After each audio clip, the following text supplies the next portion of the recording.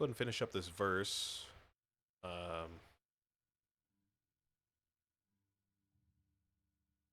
think the rest of it is pretty straightforward, even though it looks pretty complicated. We've already figured out the worst of it, I think. The position changes there, I think, probably the most complicated thing we're going to see in this verse.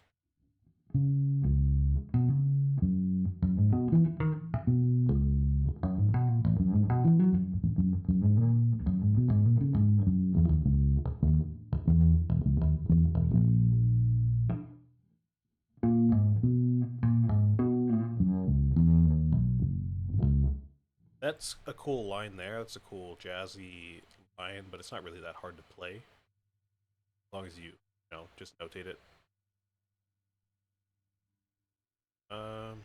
So that should be fine for us.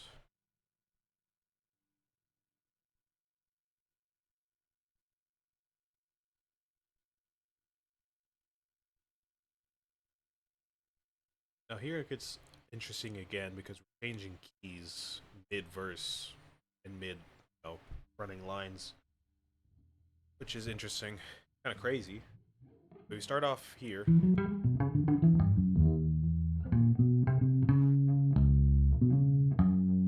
That's going to be our key that we're settled in for now. We're moving around that, that key and those chords. Sorry.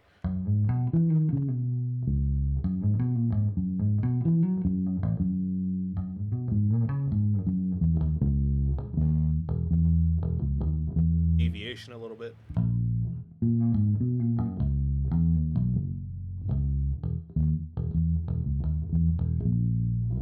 And here we have a change. We go up a half step or semitone if you're not in America.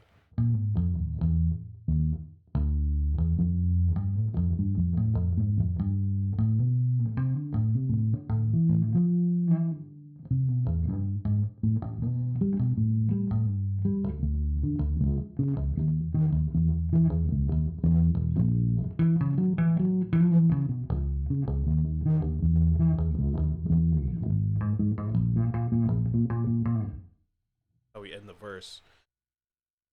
I think it's pretty straightforward. It's just that it sounds crazy because it is kind of crazy, changing keys, changing all these hand positions while we're in the middle of the verse and everything. But it's really not that bad. It's kind of worse in the guitar because the guitar is playing a lot of like time-keeping chords and like funky type stuff where you have to be really precise in your timing. And we're gonna see that again. So I think honestly we have it a little bit easy as a basis.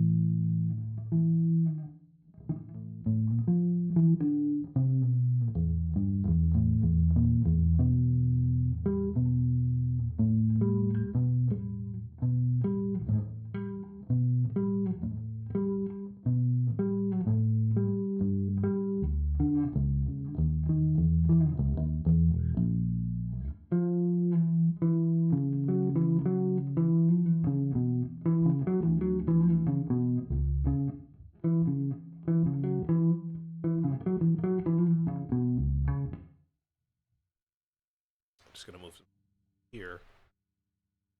Yeah, this is all pretty straightforward. Need to take a second to look at it. Realize it's really, I mean, it's, don't get me wrong, it's not an easy thing to play. But you'll recognize a lot of shapes, recognize a lot of these octave jumps. Which again, I like to keep stuff like that consistent for sections like this, where they're combining a lot of different stuff into one section. So we recognize like the octave jumps, stuff like this here, where it's not quite an octave, but we were still jumping strings. So recognize like we should probably space our fingers a certain way, like we were before with those chords that spanned the strings like that. There's runs like this, which you realize you could just keep the same position, you know, in your fingers. You don't have to move. You can do that instead of doing like, you know what I mean? Then just kind of throwing the metronome and the backing guitar on top of that. You know, just practice it slowly, and you realize it's not really all that bad. You know, get it down in your fingers a little bit. Anyways.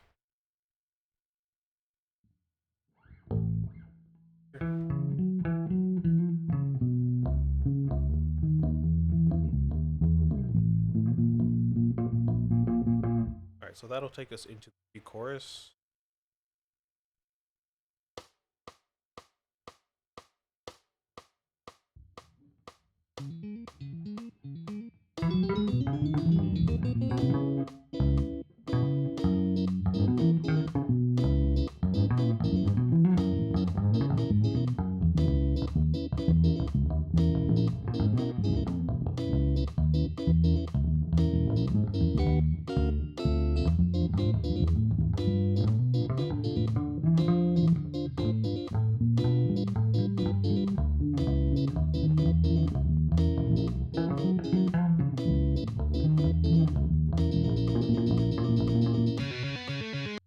Alright, I didn't really do that well, to be honest. I didn't really do it that cleanly, but that's the idea. We can move past that. This is also pretty straightforward. A lot of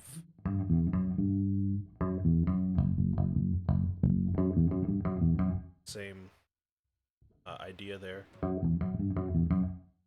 We can generally keep our hand in the same position. So I don't really need every single note here to be notated.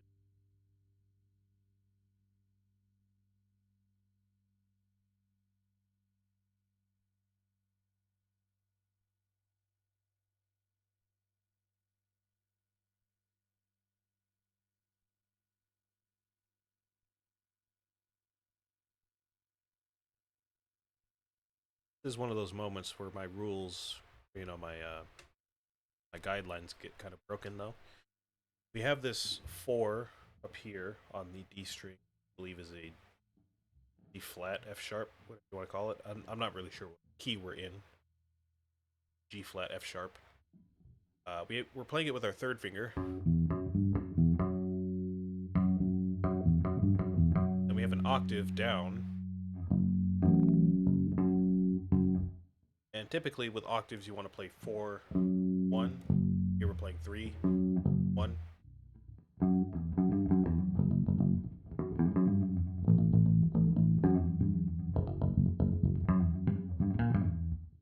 Which again, is not like the end of the world, but interesting.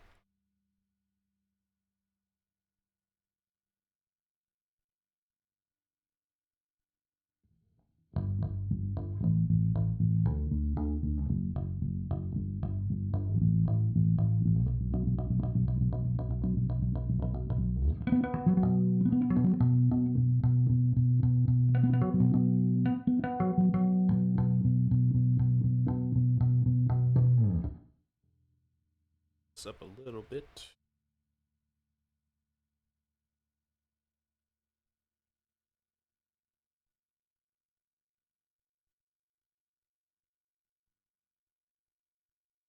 Then we brings us to our second chorus, which is the same as the first one.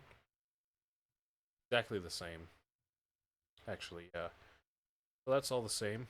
We'll just have to make sure we notate it the same way.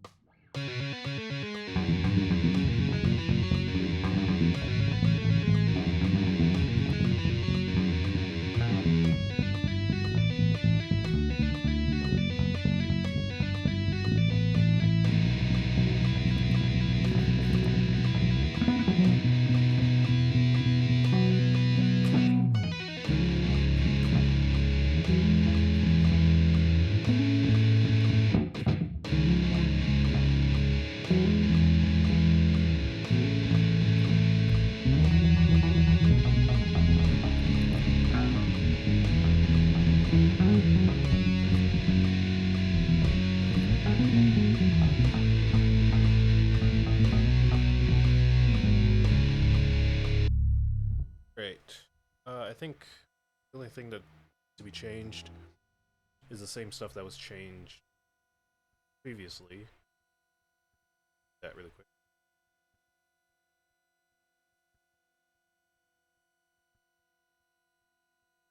This one's a little different here. I don't think it's exactly the same as it was. Little variation.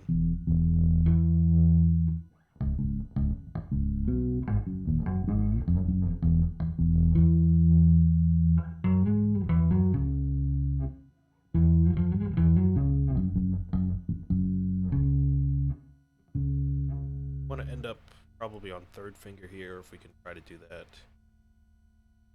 Gonna have to be 2-4 like that.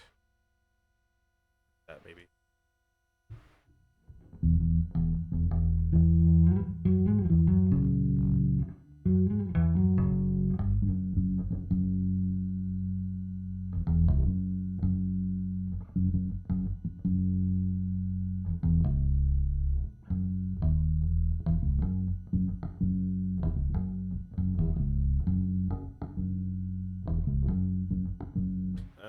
Well, hold on. Hold on, this is kind of tricky. This isn't really the exact same thing as we had last time.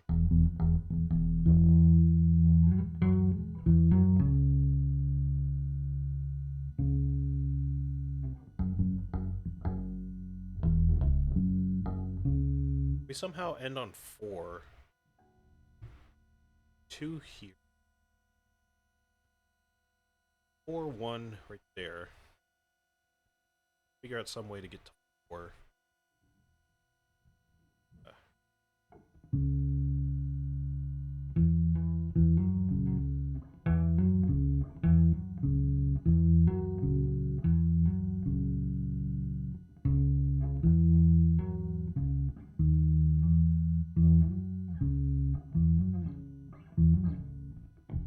I don't know if that's going to be possible.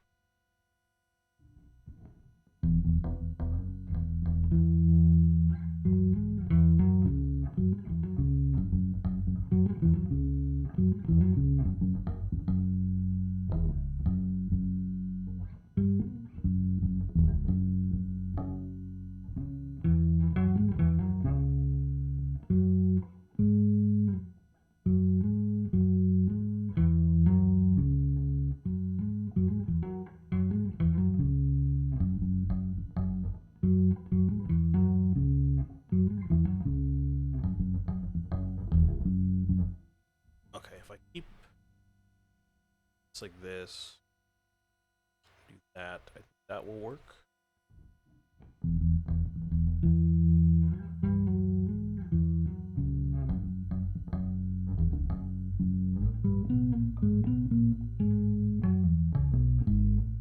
That really does, the only thing that really does is frees up my hand to play this easily. If I'm playing my first finger down here on this note, then I have to jump up to this note. That same finger, it's just a little harder. I'm trying to my second finger here. That way my first finger has enough time to get up to here without having to strain as hard.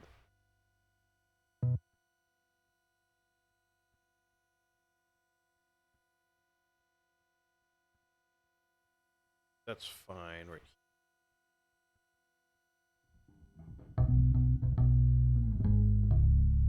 That to it. Alright, and then we have our bridge, which gets pretty wild. I'd say either this part or the outro is the most dense part of the song for sure. The bridge I think is a little longer in terms of like time. It might be a little harder, but figures in the outro are crazy. We'll get there soon. Let's see, let's go ahead and play through the verse, pre-chorus, and chorus. See how that sounds all put together.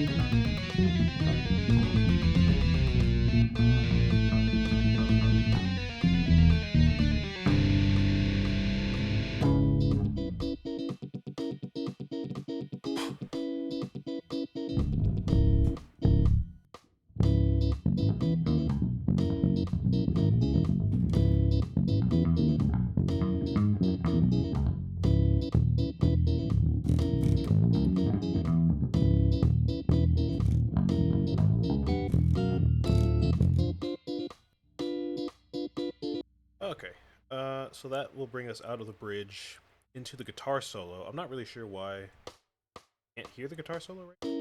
Oh, we were soloing the guitar. Okay, I see. So yeah, it brings us into the guitar solo. Again, we're not going to worry about the guitar parts today. That's for me to do later and tear my hair out over. But this bridge is enough for us. You can see, especially towards the end, it gets pretty wacky, echo, crazy, silly. Everything up until then is quite repetitive. So as long as we figure out some good fingerings for like one figure, we'll be able to figure out most of them quite easily. It's just a matter of playing them smoothly. That is the problem.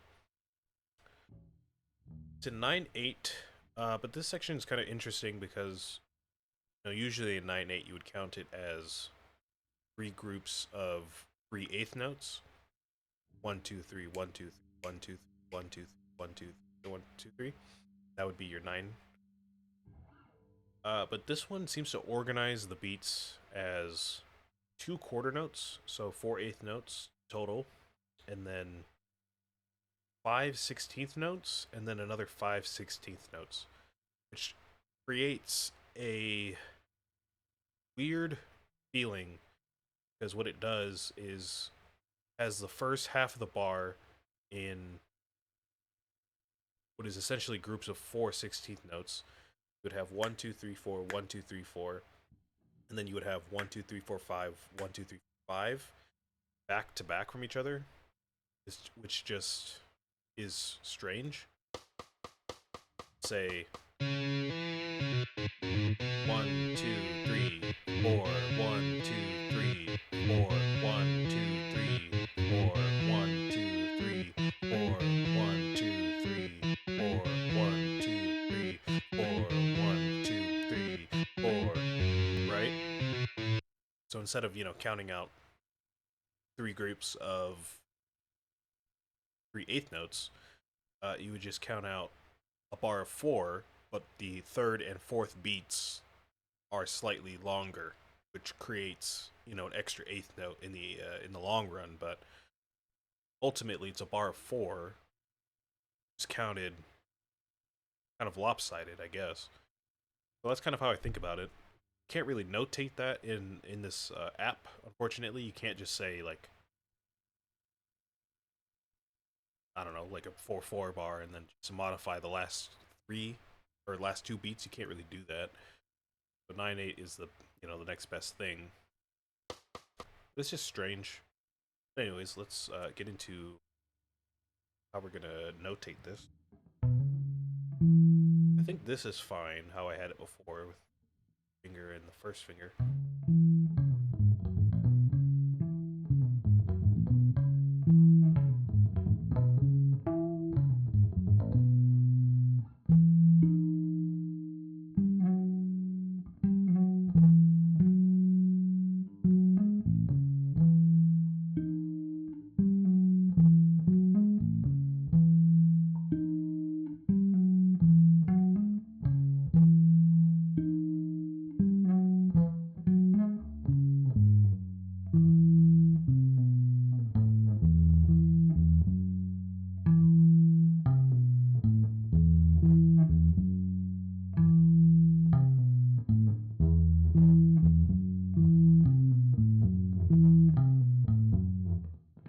Okay, I think that's all fine. I think I might have changed some of the details as we get into the second part of the bridge, which I will have to address as we get there. But this is fine. Don't really need every single note to be written out here. One repetition is fine. This is all the same thing. Change.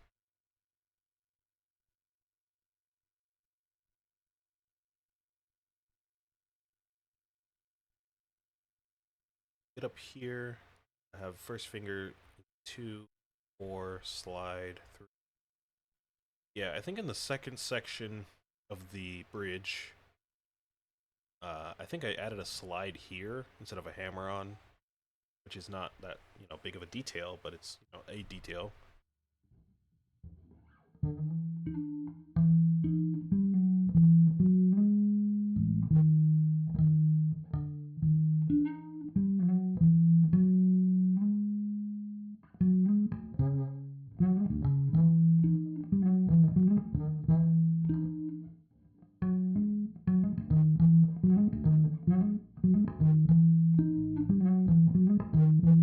I kind of like the slide a little bit better. Keeps the motif here consistent. You slide out and then you slide back in. So I kind of like that. Have slide and change all these to slide.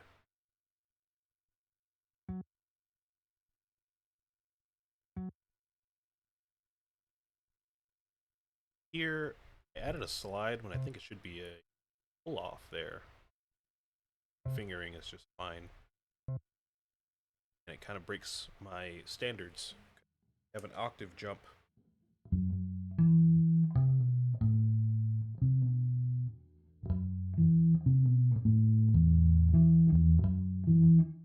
Oh, you know what? Actually, hold on.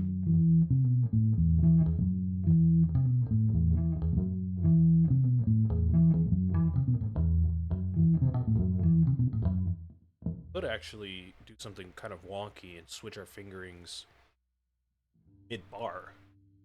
Do 2-3 here, right? Keep that there. Switch to a 2 here, a 4 here, and then go back to the original position. We would be doing this. 2-3. Creep in on the pinky right here. Bring our third finger down. Use second finger instead of first finger here. Saves our first finger to do this. Octave, 1-4, then back to 2. That brings us back to the point. So we're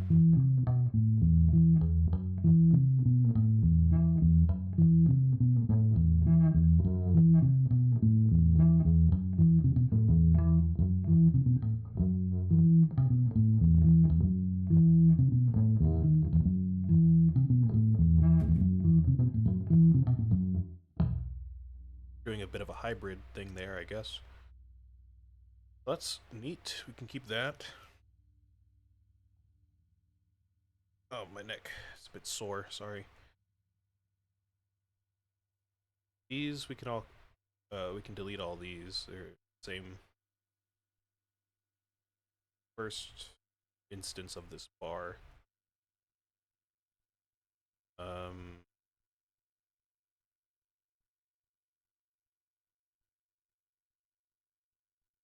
I'll repeat.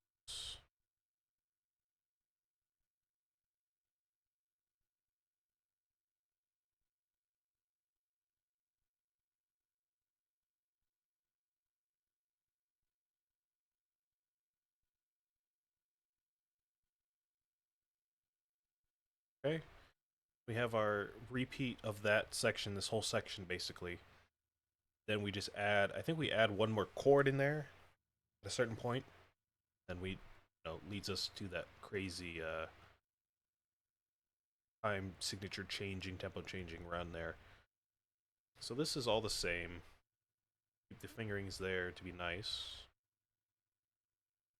I say this like I'm going to distribute it to a bunch of students. I'm using it for myself. So I'm really just being nice to myself later.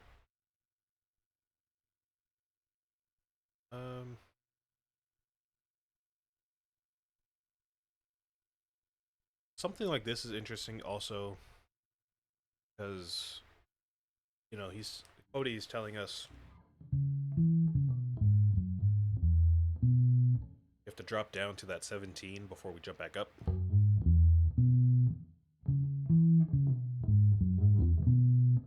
But that note is the same as an open E.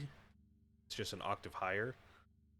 So sometimes what I do is just modify the score a little bit, be a bit more accommodating to me. Oops. What did I do? What did I do? Oh. I break it.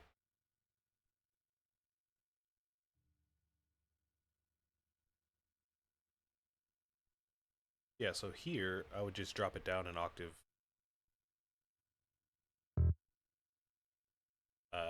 And even maybe even make it a dead note, but I'll keep it as an open E. Same note, it's just an octave lower. It's a bit easier. Okay. Go. Here? Oh, okay, great. That's all the same. We can keep all that. Change the octaves here.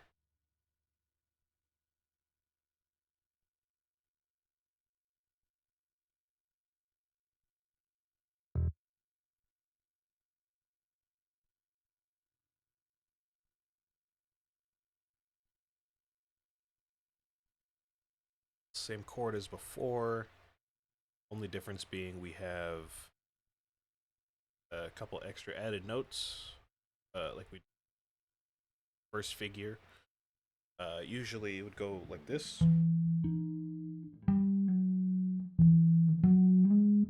Dead note, and reset. But here we have that extra octave at the top. We have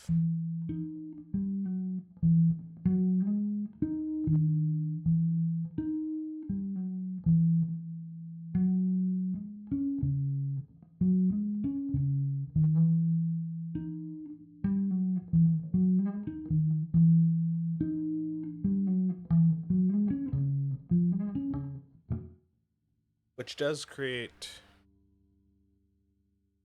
I guess, a different fingering than what we're using. We've been sliding up and out so far, but this octave here necessitates that we do a hammer on instead. We're going to do 2, 4, slide out, slide back in, repeat, slide, hammer on instead of a slide, which is okay. It kind of, raises the question of if we should keep the slides the previous section or not, because it's kind of weird to have one section slides and one without slides sometimes, but kind of personal preference. Again, it's kind of getting into the weeds of the details there. It is something to think about.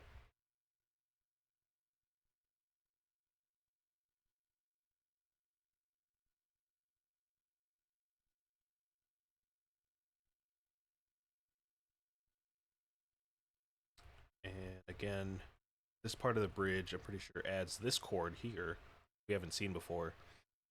It's basically a repeat of this higher one up here. Again, I don't know what key we're in, so it's hard to talk about like the harmonies and the relationships between all the chords. I don't really know what key we're in, unfortunately. It's easier for me to read tabs than in sheet music on guitar and bass. So we have this chord up here.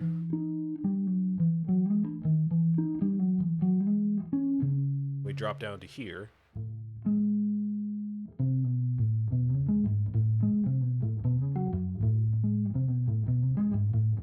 Which is the same shapes and same figure, but it's just on a different chord.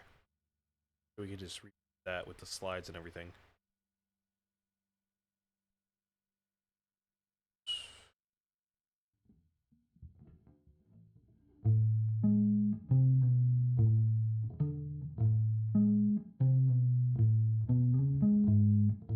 Same fingerings and everything.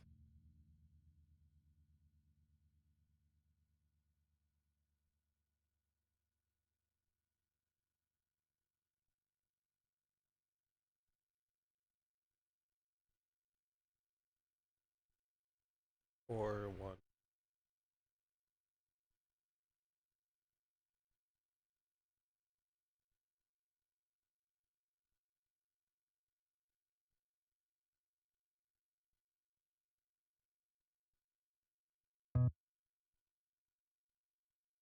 Then we have our build up,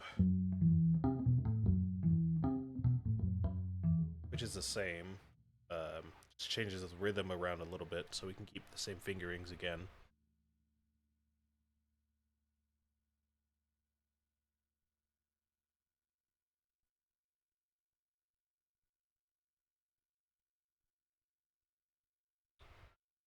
Not a slide. Not a slide. Slide. Okay.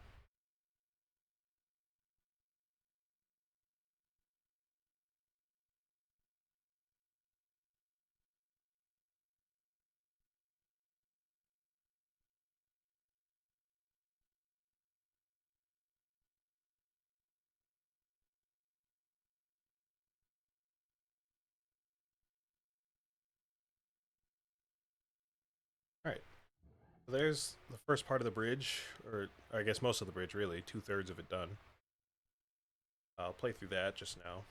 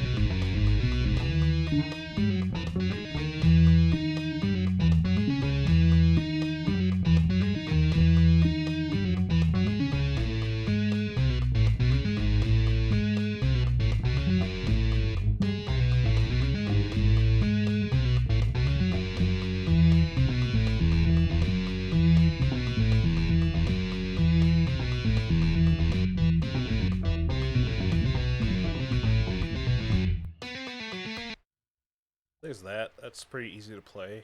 Easy to understand for me, so I'm gonna go ahead and keep that as it is. If you're curious, by the way, where this extra octave is coming from, whenever I add that extra octave, I have a pedal board under here that I'm using my feet with.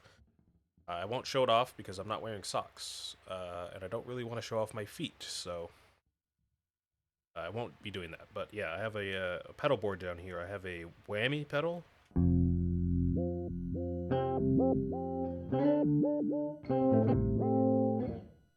I have a distortion pedal, delay pedal. I just haven't used the other pedals today. But yeah, that's going on under here.